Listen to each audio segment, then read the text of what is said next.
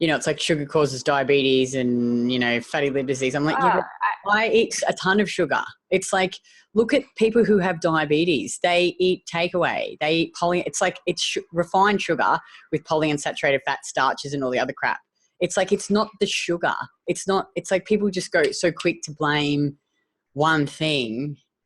Yeah, I've had many long discussions with people on my site that like to argue with me about the whole sugar, because what we do now is sugar in the blood increases insulin to get sugar in the cell. We do know that. That is a true statement. And when diabetics have excessive, hyperglycemic, excessive sugar in the blood, but again, we're going back to that whole cycle of the Randall cycle. And that's a very important thing for people that don't, are keto or low carb, don't seem to really understand or have looked up, but it's the basic glucose fat metabolism. When you have high amounts of fat in the blood, which diabetics do, it basically inhibits proper sugar metabolism, which is going to keep sugar in the blood, which is going to create hyperglycemia, high blood sugar, which is going to create an insulinic response. And that's going to just keep cycling around, but the sugar can't get in the cell. So insulin keeps rising and it keeps going until essentially they're going to become insulin resistant or whatever else.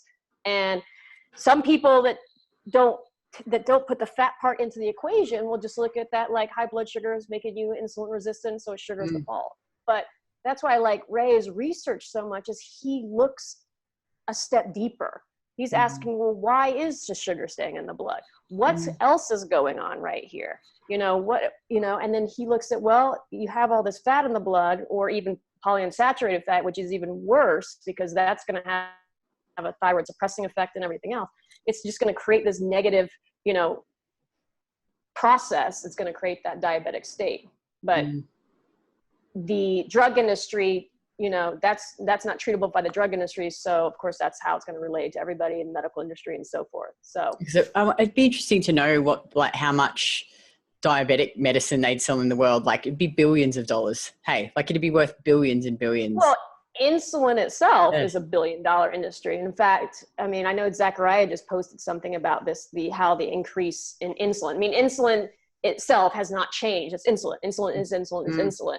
But the price has gone up for real insulin or whatever. Like, I don't know how much it was maybe $25 and now it's $350. It's insane how much they charge for this. Yeah. But so they make an insane amount, or metformin, all of these drugs. And now we have a bunch of new ones here over in the States. But yeah, and that's how they're being treated, and they are told you have to be on this the rest of your life. So what a great thing for a drug company to have, something you're on for 20, 30, 40 years. We've got a lady in our program. She's a type 1 diabetic. I think I was talking to you about her. And she's been since she was 4. And she's coming to our program, and she went and got her blood test done recently. She hasn't done every 3 months with her doctor. And she's like, these are the best they've ever been. And she's using the least amount of insulin. Yep. She's eating the most amount of sugar she ever has, and the doctor's like, what are you doing? What are you doing? Right. Like, she's like, I'm eating sugar and eating saturated fat and salt and all of the shit that they tell you that, it's just, and she's like, I feel amazing. Yeah, because what we know is that insulin is only a piece of the pie with getting, sugar into the cell anyways. We know so many other things play a factor, especially with something like potassium. Potassium is supposed to be the main character that gets sugar into the cell. So if you start giving this woman a bunch of high potassium sugar foods like fruit, potatoes, you'll find that they actually become healthier and they actually regulate their blood sugar better with, versus someone that puts them on this high starch, low carb, or whatever they do, their thoughts are, and then they're all over the place. But and I know you've seen it, and I've seen it, and people are amazed because they're like, I can't believe that this is happening when I'm consuming all this sugar and juice and everything else. I'm like, I know, I'm still amazed every day, but it's awesome. Oh, I know. It's just, I love orange juice. It's like one of my favorite, and potatoes, some of my favorite foods. What's some other ones that you get? I'm trying to think of some other funny ones. There've been some recent discussions around contraception and but why is it then when, like women, they'll have hormonal issues. So like heavy periods, painful periods, like really heavy bleeding. And then they start to take the pill and it goes away. It's like, I guess that just masks this. It doesn't actually fix the issue. and they have the Right. Well, marina. they'll put them on an Yeah. IUD or Yeah. something to help regulate them. And I think a lot of those things, what they do is they probably suppress them even deeper. And I think that's why a lot of things work. You know, when you suppress them even deeper, it doesn't have the response. You're not really fixing it or healing it. You're just suppressing it. It's the same thing of like, why do polyunsaturated fats, why do omega-3s and 6 work? Because they do. They can decrease inflammation. They can, you know, help people who have skin issues or whatever it is. They take these things and I feel better, right? Or my rash went away or whatever. But yeah, there's suppressing your immune system even deeper so that it's not reacting anymore. You know, so the fundamental reasons of why birth control can help regulate someone. I mean, I'm going to guess it's something to that level that there's causing a dysregulation, but you know, I will say that somebody that has, and you know, I've talked with Ray, is the one thing I've shown, if a woman that has a heavy period, if she can get on the right thyroid medication, that can be completely regulated versus getting on, you know, some sort of birth control. Do you know what though? Like the amount of women, and it actually still amazes me, that come into our program with like horrendous periods, like heavy, you know, like a great example is Anika, one of our coaches' wives, PCOS, endometriosis, like since 12, heavy month, came in, changed her diet, liver, oysters, heaps of dairy, like she loves milk. So she drank a lot of milk. She doesn't like muscle meat. Like she just doesn't like eating a lot of meat. So she drank a lot of milk. Period. And I remember her messaging me going, Kitty, I can't fucking believe it. My period just came up and it just came and it's gone in 3 days. And then they've just had their first baby. So, you know, and the amount of women that come into our program, heavy periods, they just change their food. They get on the Progest-E, they eat the liver and the oysters. And now, like even I was talking to one of our clients in the gym and she's like, fuck Kitty. She's like, my period came this month. No pain, light, gone in 3 days. Like, it's just like, and my period now too, I had some issues before I started eating like this. Like I had some precancerous cells removed. I had polyps. Like I felt pregnant and they burst and I had a miscarriage. And since changing my diet, comes every 28 days. Like it just turns up. I'm like, oh, I've got my period. It's gone 3 days, you know, like it still amazes me. Just the effect of food. Right. And I know we were to talk about just like the overall stress bucket of all of our lives. Right. And so if you reduce the amount of dietary stress on your system, then your system settles and things just start to correct. And that's why I always say, I go, look, I'm not a doctor and I don't try to be a doctor, but all I do is help you regulate food so that your system can kind of bring its stress down. And when that happens, your body is what's going to help fix you, right? I'm not doing anything. It's just your body. Your body's saying, I'm less stressed. I'm more regulated. I can balance things out now. I'm functioning the way I wanted things. Things are getting energy finally. And now I'm not completely a shithole of stress that I'm having PMS or low libido or 50 other things that everybody's coming to you about. You know, you're not treating any of those specifically. It's treating the system, creating the foundation, you know, which sadly it's our whole medical system and everything that we do today is all about treating all these symptoms or just a certain thing where we forget about the environment that our body's in. This is the environment. And if we fix the environment and we make the environment healthier and function better, then things just fix themselves. And the nutrients, just getting the right nutrients. Because so many women come in, they don't eat liver, they don't get enough vitamin, and they don't eat oysters. I'm like, when we put those two things in, and then the fruits and the dairy, it's like everything. It's just because I guess the whole like typical fitness industry diet, which I used to eat, it's so devoid in all those like the trace minerals, the calcium, the vitamin A. Like I just ate green vegetables, almond milk, smoothies, you know, nuts, seeds. So it's like I thought I was eating all these superfoods, nutrient dense foods, but really I wasn't getting any really of the nutrients I needed. And the foods I was eating, I couldn't even absorb the nutrients from it. So it's like, no wonder we get so sick because, you know, and like the metabolism gets, you know, like it just goes backwards. Like these women, they just get worse and worse and they binge eat because they restrict their calories and then they eat shit. I used to eat shit, donuts, KFC. I loved KFC, those chips with like, you know, this, because when you're craving, you just want that quick, like, you know, it's just, I mean, your body, when you're in it dysregulated and it's in dysfunction, you can't make good decisions. You can't use willpower. I mean, and trying to use willpower in that state is just more stress on the system. And you just keep creating more craziness. you know, so you have to treat the entire system. And that's why this approach is, to me, the only and best way to approach anything. And it's not the quickest, because you got to fix things. And it's not the most, you know, like usually weight loss can be the very last thing that occurs to you during this kind of programming. But it's the thing that's going to create a long-term health status where you're not going to find, because anybody that goes on another diet that's going to get quick results, they're always going to have some sort of other issue show up eventually. I've been in this business long enough, and that's just what happens. What else? I'm trying to think of the other things. There's so many. Oh God, what's the ones that you've got lately? Well, you know, like I said, I just had a client lately. I mean, that he told me his mother removed salt from her diet, you know, and she just lost a bunch of weight, and now she won't touch anything with sodium in it at all. And, you know, this comes again back to the entire, like, what does salt do in your body, you know, and how does it regulate your system? And in a broken system, and you're not regulating properly, yes, probably if you're consuming high sodium, it's going to cause those effects, right? We have to remember, we always study sick people. And because we base a lot of our nutritional advice, or a lot of advice to the medical community, is based on how sick people operate.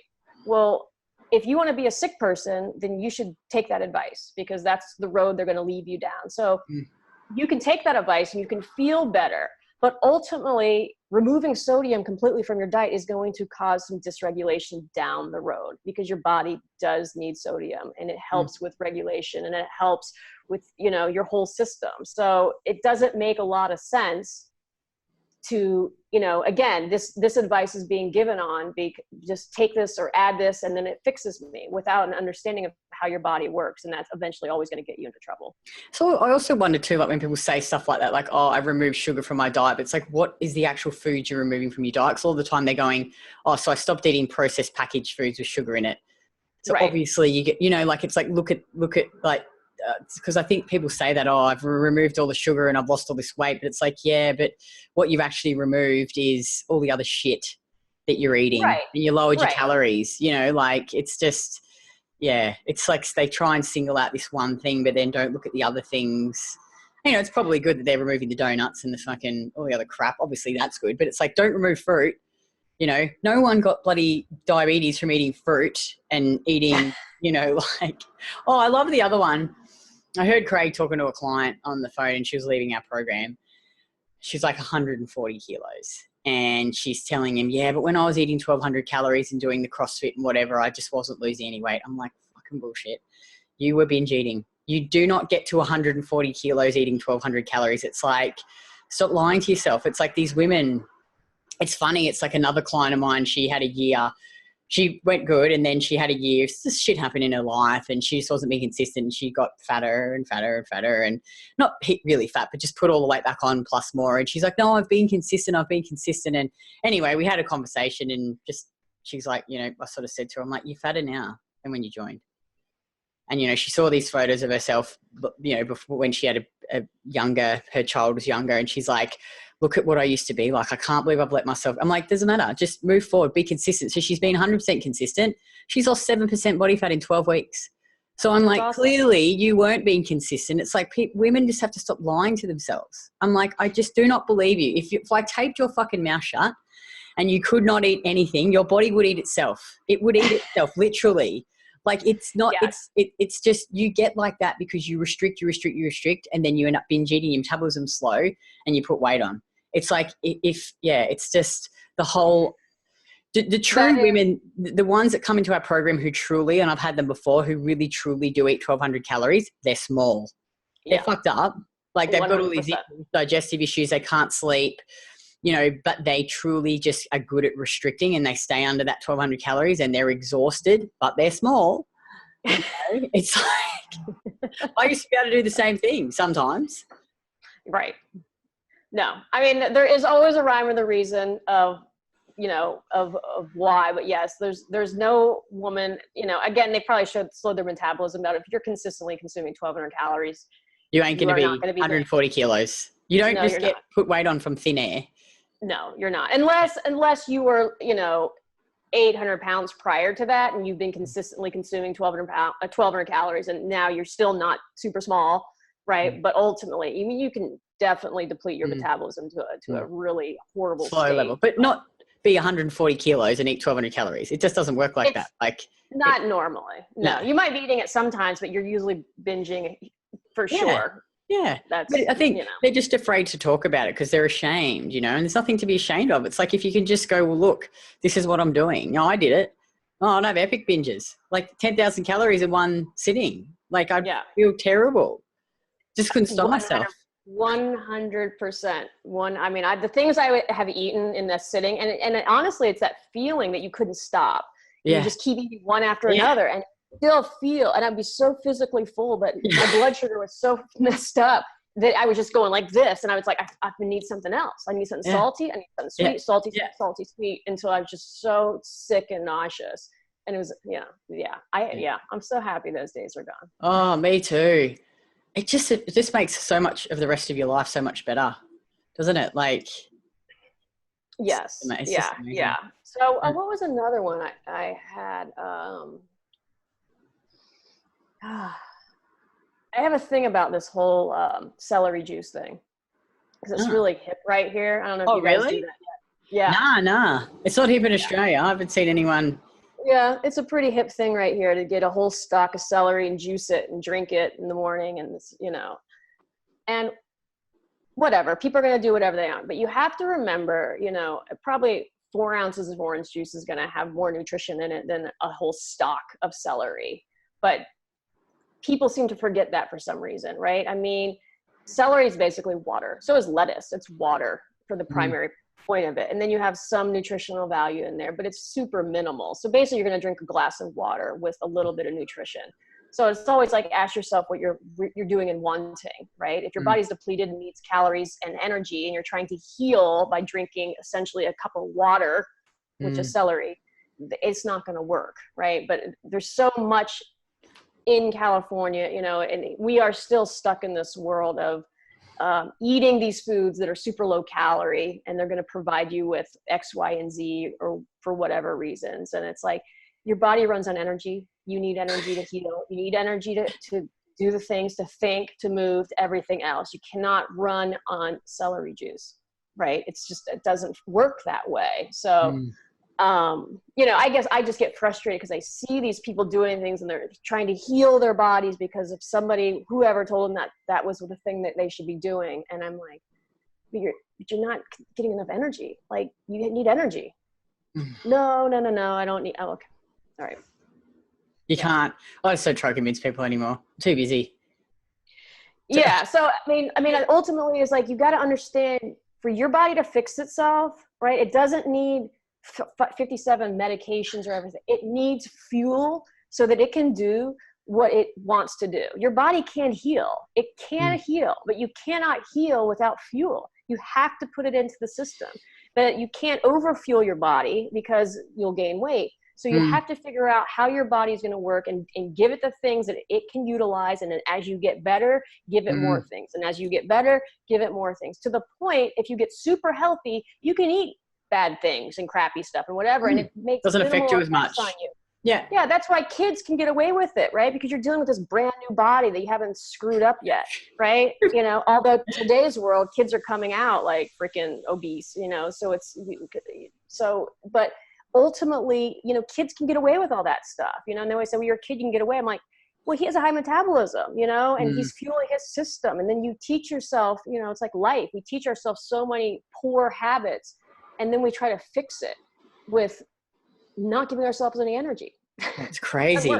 It's crazy. Yeah. I was actually just thinking then, I'm like, oh God, it's way past my lunchtime. I'm like 1:06. I'm feeling the hungry. Yeah. What time? Oh, we've been going for ages, but we might stop there because I'm sure we could talk for hours because there's a million things. But that was awesome. Thanks again, Kate, and hopefully I'll message you about doing another time before Christmas. Okay. If we can get one in. Good. Yeah. Get one in. I'll ask the ladies. I'll post in the group and say, what do you want me to talk to Kate about this time? I'll see what they want. Got to give them what they want, Give them what they want, for sure. Okay, cool. All right. I will. Thanks so much again, and I will talk to you soon. Sounds good. Okay. All right, Kitty. Bye. Bye.